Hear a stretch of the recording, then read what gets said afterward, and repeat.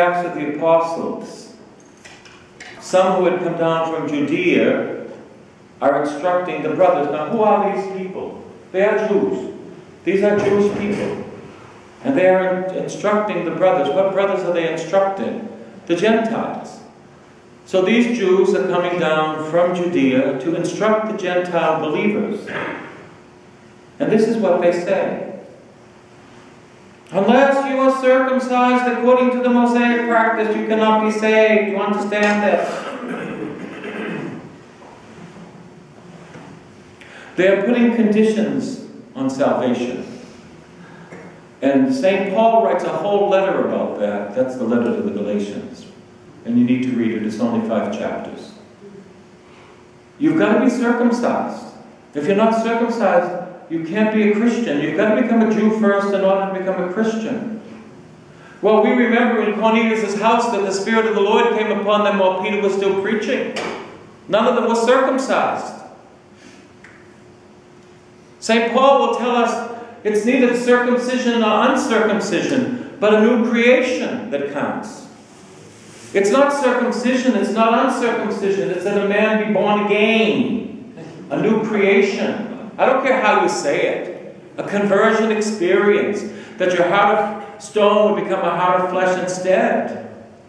St. Paul says, you know, if circumcision is necessary, then Jesus Christ died in vain. Why would God send the Father if circumcision was all there was?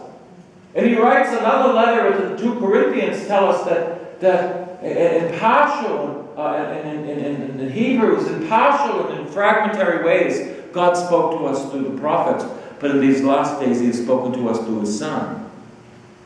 And in 2 Corinthians, the beautiful experience of the glory of God coming through the law, as Moses had to cover his face, but how much more the grace of God. But you see, people will say this to everybody, you know, you can't be saved unless you pray the rosary. Or you can't be saved unless you speak in tongues.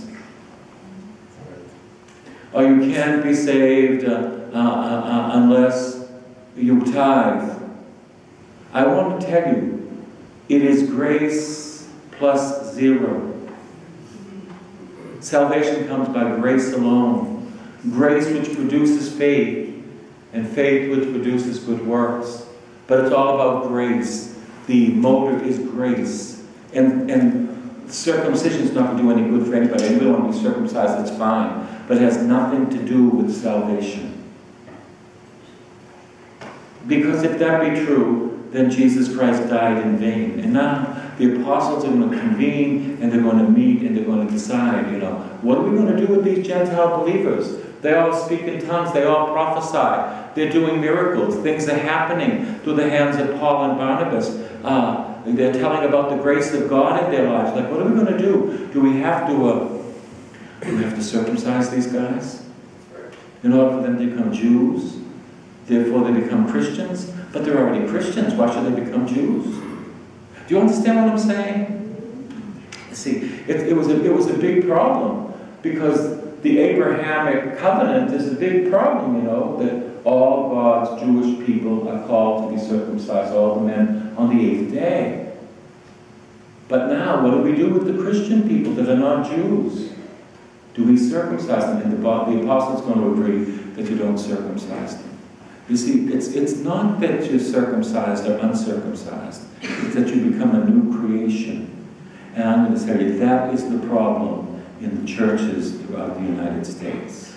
That we have people that are not new creations. We have people that do not know God. We have people that preach that have no first-hand experience of the glory of God, of the presence of Jesus, of the Holy Spirit. I was just told tonight that this person in AA, I don't know who he is, needed a spiritual director. And so he went to a priest. And so the priest directed him in football, baseball, hockey, and tennis. He didn't know what to do.